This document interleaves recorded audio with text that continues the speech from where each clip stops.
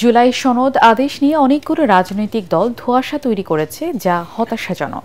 যারা জনগণের রায়কে উপলক্ষ করবে, জনগণ তাদের মেনে নেবে না বলে মন্তব্য করেছেন জাতীয় নাগরিক পার্টির সদস্য সচিব আক্তার হোসেন। বিকেলে রাজধানীর ফার্মগেটে বাংলাদেশ কৃষি গবেষণা কাউন্সিলে এক অনুষ্ঠানে এ কথা বলেন তিনি। এ সময় এনসিপি নেতা হান্নান মাসুদ ও সামান্তা শারমিন বলেন, রাষ্ট্র ব্যবস্থার সংস্কার করতে না পারলে কৃষি অর্থনীতির মুক্তি সম্ভব না। তরিক ইসলামের রিপোর্ট। জাতীয় অর্থনীতির নতুন শক্তি ও তরুণ কৃষি উদ্যোক্তা নিয়ে আলোচনা সভার আয়োজন করে national agricultural alliance of Bangladesh. আলোচনায় উঠে আসে বাংলাদেশের কৃষি ও কৃষকের নানান সমস্যার কথা। আমাদের কৃষি ক্ষেত্রে উদ্যোক্তা দরকার, নতুন উদ্যোক্তা দরকার। এই সময় জাতীয় নাগরিক পার্টির নেতারা বলেন, দেশে পরনির্ভরশীল রাষ্ট্র ব্যবস্থা গড়ে তোলা হয়েছিল।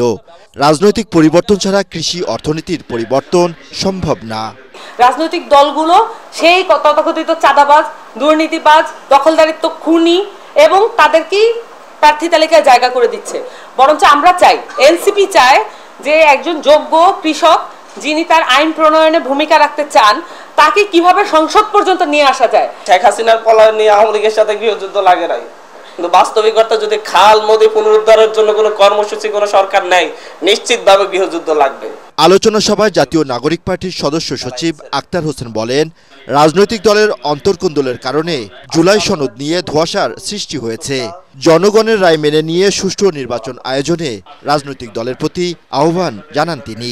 ২৪শের অভ্যুত্থানে ছাত্র জনতার জীবন দেওয়ার মধ্য দিয়ে জনগণ তাদের যে সার্বভৌম অভিপ্রায়ের অভিব্যক্তির প্রকাশ ঘটিয়েছে, সেটাকে ধারণ করে যে গণভোট অনুষ্ঠিত হবে, সেই গণভোটের ফলাফল বাধ্যতামূলকভাবে মানতে যারা অস্বীকৃতি জ্ঞাপন করছে, তারা প্রকারান্তরে জনরায়কে, জনগণের ম্যান্ডেটকে তারা প্রত্যাখ্যান করছে। এবং যারা জনগণের ম্যান্ডেটকে প্রত্যাখ্যান করবে, বাংলাদেশের জনগণও তাদেরকে প্রত্যাখ্যান করবে। ভবিষ্যতে পলিসি নির্ভর কৃষি অর্থনীতি গড়ে তোলার কথাও জানান বক্তারা।